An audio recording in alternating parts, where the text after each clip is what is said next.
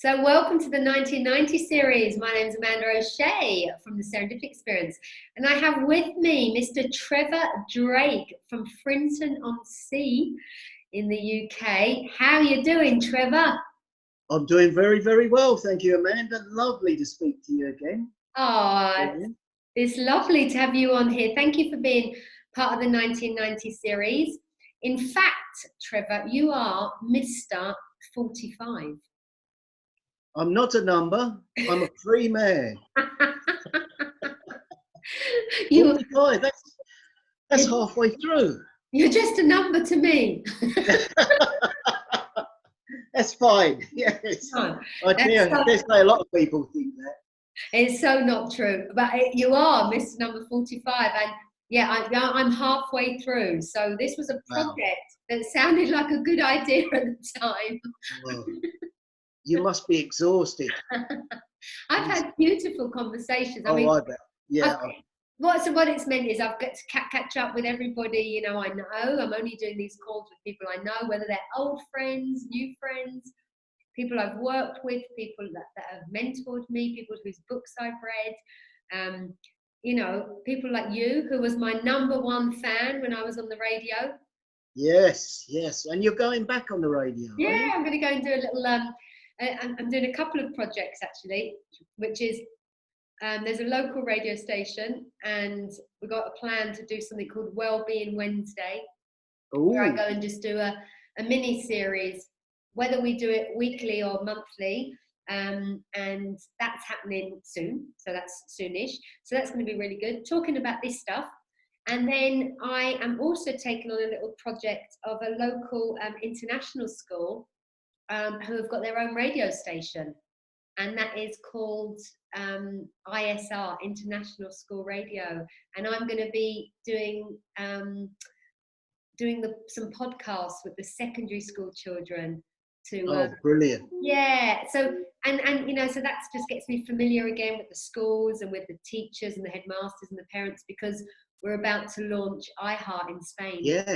Yeah, and that's in January, is that? Yeah, well, we start now. We're just this week starting. Everyone starts their sort of one-to-one sessions, and then we have the group webinars, and then we have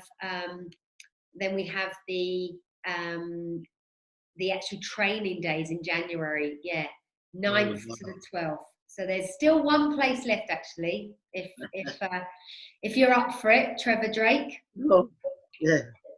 I'll see. I'm not sure. You're busy. Are you busy? You're washing your hair?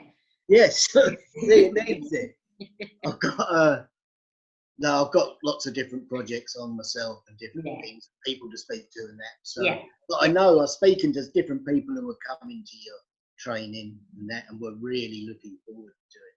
I think Anne and her daughter, were they? That's right, Anne and Kira. Yeah, the O'Neills from Galway Island. So that's going to be amazing. But this is about giving thanks for me, Trevor, to people that have been very important in my life and especially of recent years.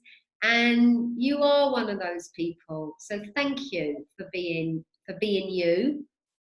Yes, and the same. You're the same to me, Amanda. I'll never forget that first day that we met, that particular Sunday in Colchester, in England. And that was an amazing day. It was so much laughter and love going around the room. And I just walked into this community and I wasn't sure what to expect. But what a day that was. We had Paul Morgan Summers was there as well. I just did a call with him a couple of days ago. So great. Yeah, if you haven't seen it, make sure that you watch it. And he's a character, isn't he? But I do remember that day. I don't know how many years ago that was, but it was a good few years ago. And actually walking into that kind of a conversation is probably quite eye-opening, because you think, what's going on here? I couldn't believe it at all, what I was hearing. And I mean, look, I love Paul to death, but on that day I really thought that perhaps he should have been sectioned. But now I've actually caught up with everything that he was saying by staying in the understanding and staying in the conversation, deepening the understanding. I now understand what he was saying, you know. Yeah, just pointing us back to the oneness, pointing us back to, you know, I think you chose today's title, Trevor. Yes. Yes. What are we going to talk about? Well, it's who do you think you are? Which basically goes back to Paul, because he was telling us we were all these characters on the day, that you were the character Amanda and I was the character Trevor, and trying to get my head around that. He was just coming from a very deep place, which I couldn't understand properly. But I think it's so important that, you know, we're born into this world, we're given an identity, a nationality, and we're then, you know, we spend the rest of our lives defending who we are and what we are and what we've been told we are and who we believe in. And it can be a tough world out there sometimes, and it can take you to the brink of your own sanity.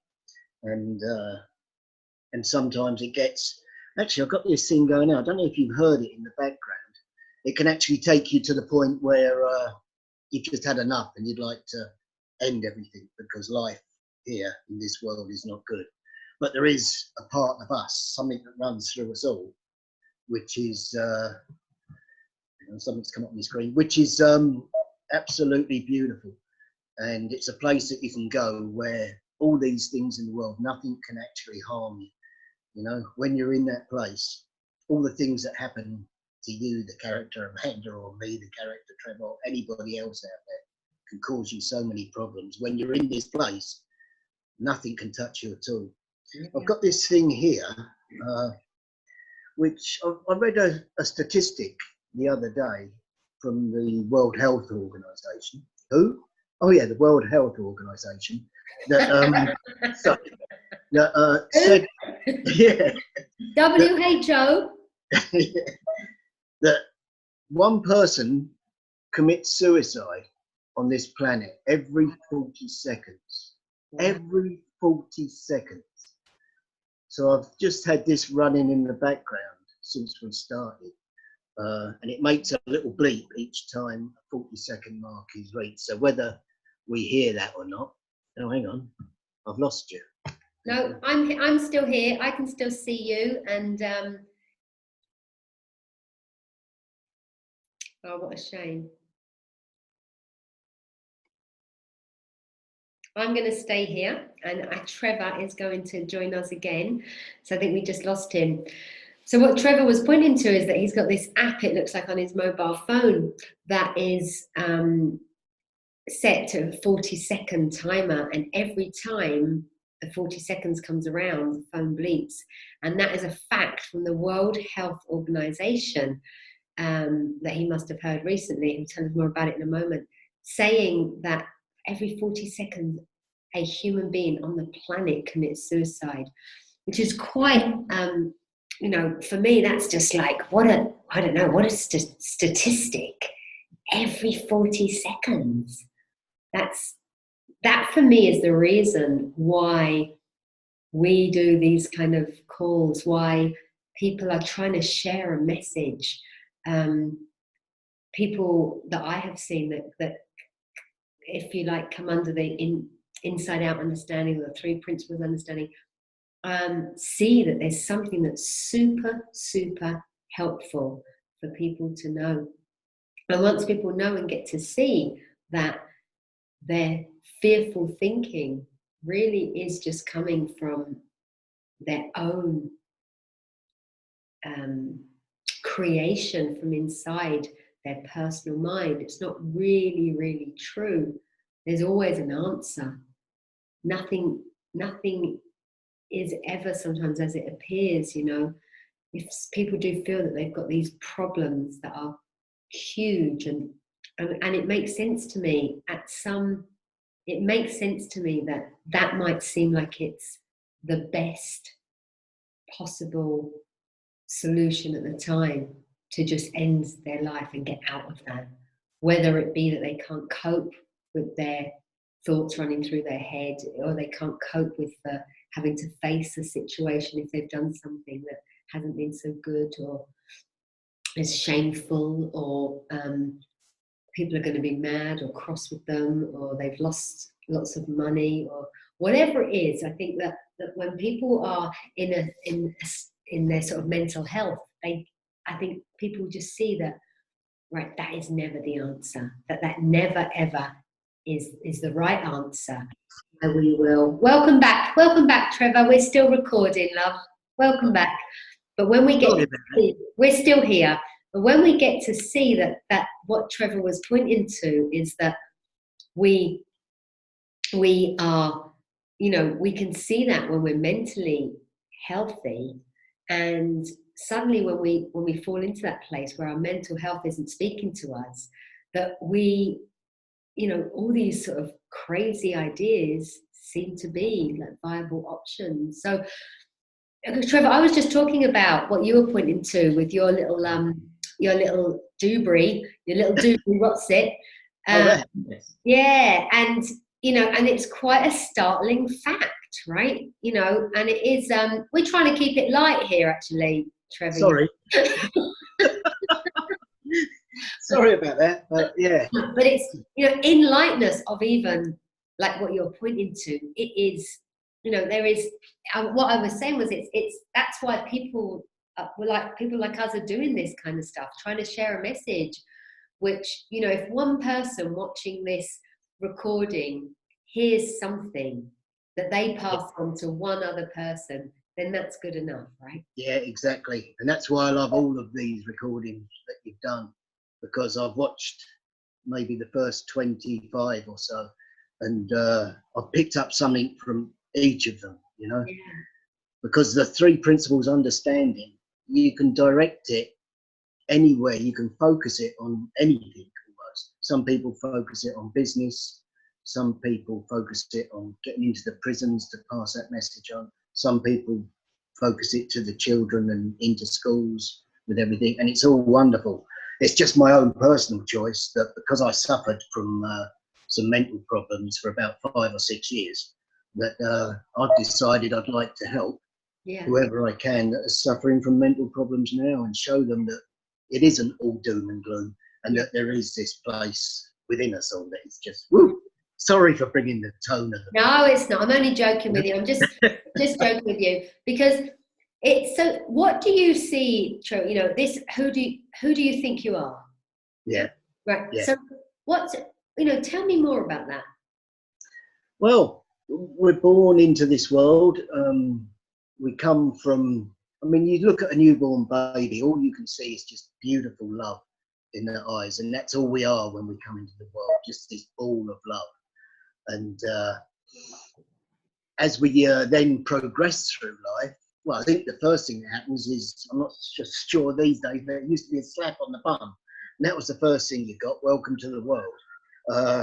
And then from then on in, you get conditioned and you get given a name, a label, you know, your name is Peter or whatever. And then you're told, you know, you can't do this and you can't do that. You get an identity, and that identity grows as you grow, and it gets stronger and stronger. But I think that beautiful love part of us tends to get left behind a little bit. And then as the conditioning goes on, you know, you've got to tie your shoelaces this way, you must use a knife and fork, and all these things, there's all this conditioning that goes on, and it tends to bury and hide this beautiful ball of love that we all have inside of us. And as you go through life and experiences, you're convinced that you are this character, Peter, whatever. You become a plumber, you're Peter the plumber, and you go through life and you get married and it's all going well, but you have left this beautiful ball of love behind somewhere. Sometimes you can sense it, that it's there, sometimes you can't, but the idea to just peel back all that conditioning that you've had over the years, and to do that is to eventually find that small child that you've left within, and then to meld with that child and become one, and to help it grow.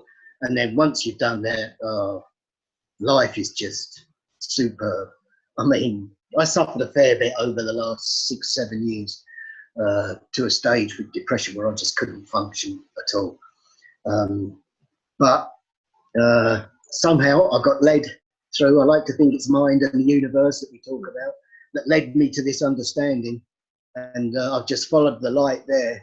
And now I'm experiencing such moments of pure bliss that it's fantastic.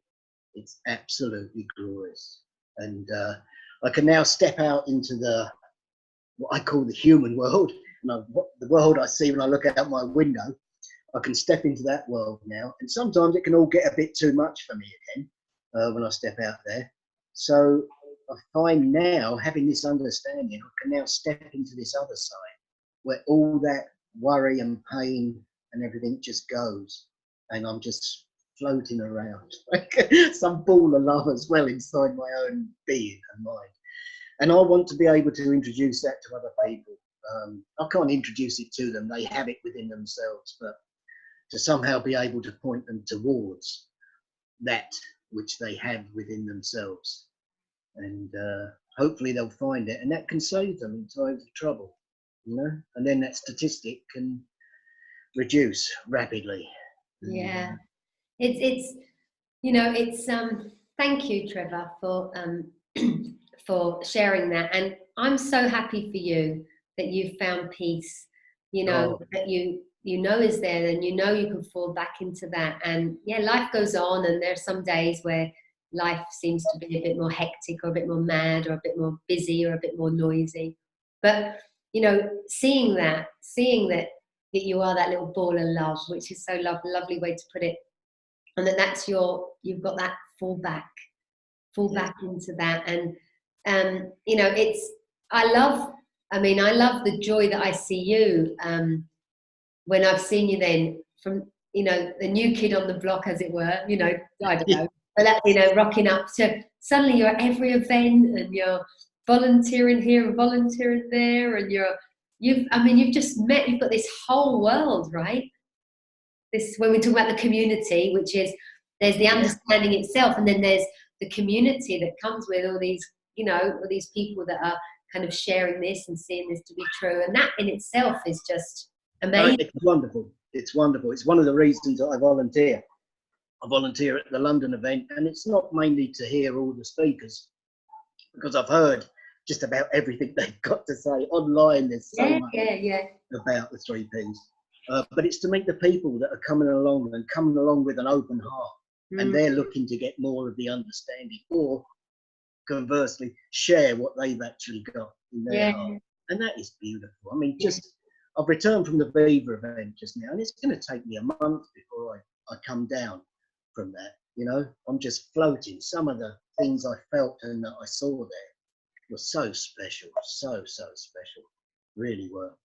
So it's wonderful. So who do you think you are, Trevor? You know, do you think you're a ball of love? Is that who you think you are? Yeah. I think I am this energy, this awareness that runs through us all. The fact that I can see my own persona as Trevor Drake and the life that I've led, but I can look down and I can look at that, I can see it. So I'm not that, because I can actually see that from within. So I know that I am this love, part of this awareness. It troubled me for ages, how I became like this. How do you become that love? You know? And then I had a massive insight one day whilst listening to Dr. Brian Cox, who was talking about where human intelligence comes from. And I was just laid back in my chair, relaxing and almost drifting off, that little place between being awake and just drifting there in that little space. And I heard him say a few words, and I jumped out of my chair. It was almost like a missing piece of my jigsaw. And it may not mean much to anybody else. Perhaps it's just my own truth. Maybe I'll write about it one day. But wow, it just explained to me how I could have this love and this God inside me and everything. If you call it a God. I mean, I was an atheist all my life, okay? An atheist all my life. I wouldn't have any of it. How could you have a big bloke with a beard sitting on a cloud, you know, and controlling everything? I wouldn't have that at all. And then, so for years and years and years of being an atheist, I then found out I was God. How weird is that? You Not are, me always. you are a drop of the ocean. You are a spark of the divine. Yeah. Like that's kind of cool, isn't it? Imagine finding out your husband is God, or your son is God, or your father is God, or that we're all God, or We're all God. Yeah. and I don't really. I stay a little bit away from the God word unless somebody uses that freely, because I use the word love. Makes sense. Yeah. I'm the same. I'm the same. Love is the word for me. But we're all talking about the same thing, right? Yeah, yeah, exactly. But some people have been brought up in a religious background and that, and they see God as that. I find now that this love that I found is the same as what these people regard as God in some ways, you know? Yeah. And I do think you're right. I think that if you've grown up in a strict religious family and that religion didn't resonate with you, you could be anti the God word. So yes. anybody using that sort of word, you know, I find that a lot, you know, that people either have that, and I was a bit like that really, because I grew up in the sort of Catholic, Irish Catholic, if you like, upbringing, schooling, and It's very strong, isn't it? and then I had a little bit, but I loved it. I mean, I had a very happy childhood, and I had a very happy schooling, and I loved singing and the hymns and the nuns and all that stuff. I loved it all. However, I think there was the hypocrisy that I saw around it.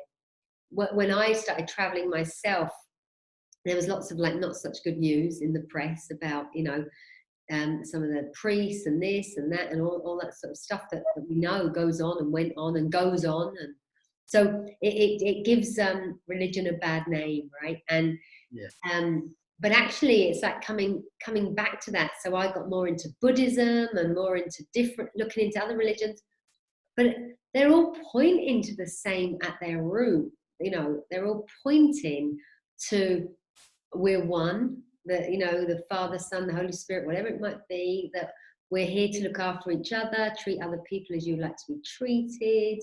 And then religions have put their own little twist on things, I think, and that's where we maybe went a bit wrong. And just like, I love it in The Missing Link, I think, on one of the pages in The Missing Link, Sydney Banks talks about rituals are to the church what techniques are to the therapists. And yes, yeah, you know, and seeing that we don't really, like, it's just, if a ritual works for you, and that's great, do more of that. And if a technique works for you, that's great, do more of that. But if something doesn't work for you, it's kind of like there's an opening there to discover something else that might work for you. Yeah, exactly. I mean, all my life I've been, I guess, the seeker of truth. Ever since I was a child, I just wanted to find out the truth of things, you know, whether it was good or bad, whatever. I just wanted to know the truth. So I've looked into all sorts of things, but if it didn't resonate with me as being truthful, and the only thing, when you've just got yourself, the only thing you can measure against is your own feelings, what you feel about something. So no religions took hold of me or anything. I had a faith all the way through my life, a faith of some sort. I was just born with a faith. I couldn't say what it was or guide it in any direction. But then when I came across the structure of the three principles and the understanding, then I realized that hit home bigger than anything ever has, and that's what I've had all my life. And I knew then that was the truth, and I followed it that way. And that's fun, isn't it? Because that can come across like it's some sort of a cult kind of following, but it isn't, you know. And I challenged that at the beginning. I challenged it like if it was some sort of a cult. But my challenge into that is what brought me home to, like, oh no, not for me. It's not, you know, for me, this is like universal truth. That's what's been pointed to. Like, simple truths for just living well, and that's what resonates, and that's why I think it feels so good. And even on these conversations, I've got people from all over the world and all ages and all, you know, all different shapes and sizes, and because it's about seeing that there's this universal, what we'll keep pointing to is universal, the universal aspect of love, the universal aspect of the divine, the universal aspect of thought, the universal, we all, you know, that we're all the same at our true essence, in that power that I heard you talking about, which I call like the invisible power, you know. that Yes. invisible power within us, which is life itself running through us. Our aliveness is such a gift. And once you get back in touch with that, you're just happy to be alive. It's incredible. It's incredible. I've never, ever in my whole life felt anything like that. You know, all the amazing times I've had in my life, I've never felt anything like getting back in contact with that part of myself that I left behind. I know what it's done for me. I look around me at yourself and others within this community and what it's done for them, and some of the depths of despair they've been in and how it's lifted them out of it. And it's the truth. It's a framework for our experience, our existence on this planet, how we experience life. And it's just so true. And the unfortunate thing is it's so buried within some people that they may just get a slight hint of it, but they can't see it for what it is. And then they start to think, oh, no, I'm not sure what that is. So to be able to help them, point them which way to look and different things and see if they can find it, then I could get no more pleasure out of my life at all than helping other people find this and knowing that what they're able to experience as well as what I have. Beautiful. For me, it's the biggest secret in the world of well-being. It's the biggest secret in the world of mental health. It's the biggest secret in the world of recovery. You know, it's a very simple understanding that is just a description of how the human experience is created. And that's it, right? It's not a prescription to people's problems. It's just just a description, which means that when we see that, problems just melt, fear melts, worries melt, difficulties melt. Yeah, they all just go away. As I read somewhere this morning, it may have been a quote I was reading, like an ice cube in warm water. If the ice cube being the problem or whatever, the pain, it just melts slowly away in warm water, and it just doesn't exist anymore. You know, it doesn't affect you anymore. It can't harm you anymore. It can't push you to the brink anymore. Once you realise that. And isn't that incredible? It never could anyway. But our misunderstanding that it has is living. We're only living under our own understanding or our own misunderstanding. Yeah, you know? Our own thoughts. And there's the innocence.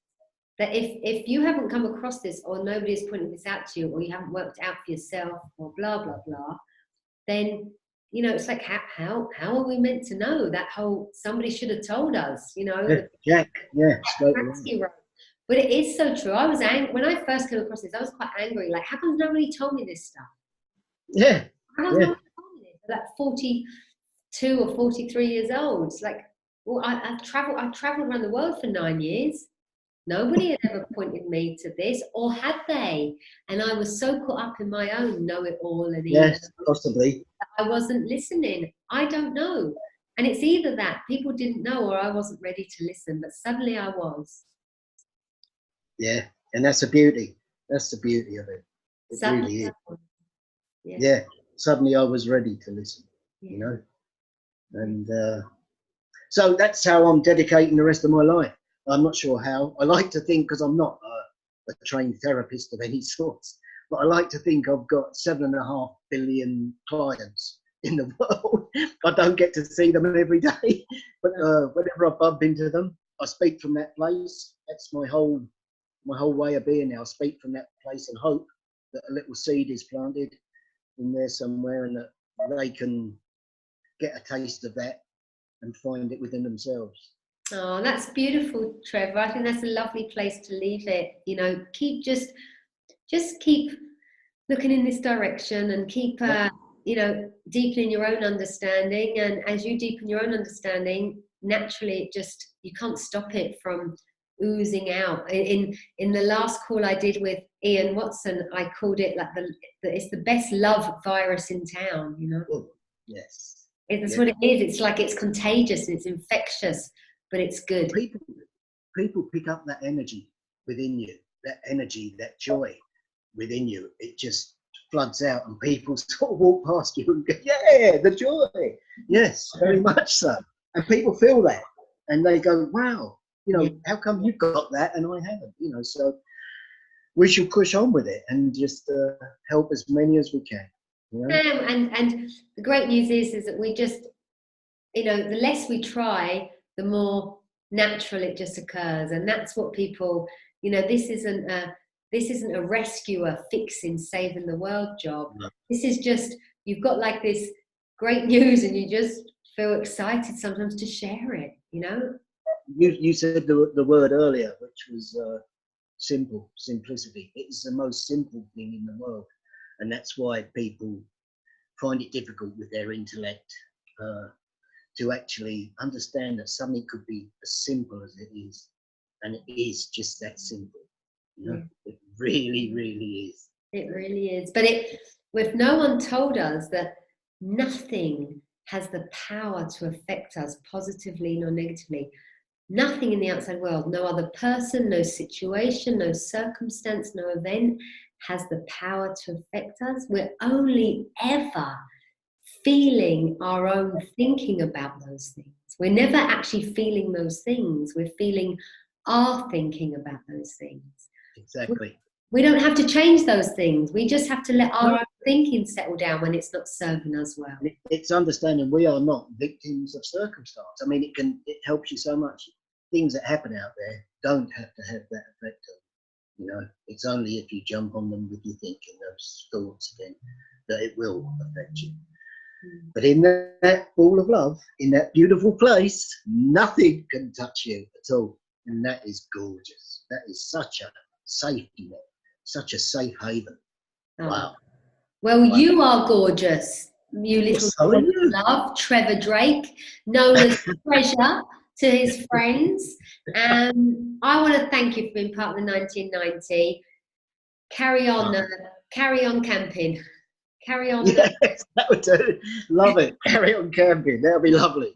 Yes. And you, man. Well, I know we both will. You know, while we can still breathe, I know we both will. Yeah. And I'll just look at that.